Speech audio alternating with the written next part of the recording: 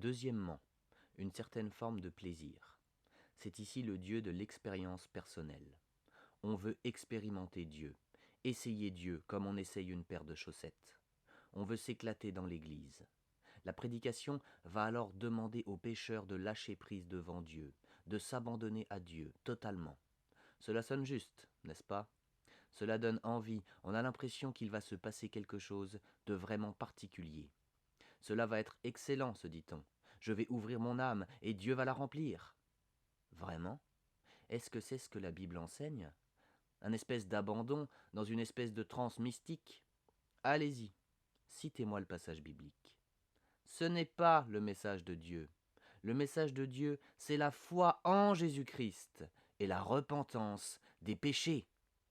Mais vu qu'on cherche le plaisir spirituel, l'accent est mis sur les sensations dites spirituelles. On veut que Dieu nous sature de sensations. On veut que Dieu vienne à notre niveau pour satisfaire notre quête de plaisir. Dieu n'est pas sur mesure, taillé pour satisfaire nos excentricités. C'est à nous de nous conformer à l'Évangile, par sa grâce et pour sa gloire. Le plaisir plaît à la chair. On va donc prêcher l'épanouissement personnel sous bien des formes qui peuvent même aller jusqu'au plaisir sexuel hors du cadre de Dieu. Et on finira même par justifier cela en prétextant que Dieu est tolérant et que par exemple c'est juste l'excès qui est mauvais. Mais si on vit tel ou tel péché occasionnellement, Dieu n'est pas obtus et pas contre les plaisirs, tant qu'ils sont maîtrisés. On dira que tout ce qui nous fait du bien est bon, et que c'est cela expérimenter le Dieu bon. Les mots rigueur et discipline sont remplacés par liberté et plaisir. Et on poursuit le plaisir à tout prix, au prix de l'annonce du vrai évangile. Dans cet enseignement du Dieu plaisir, on pousse le pécheur à rechercher les soi-disant choses bonnes que Dieu veut pour lui. C'est une sorte d'évangile de prospérité.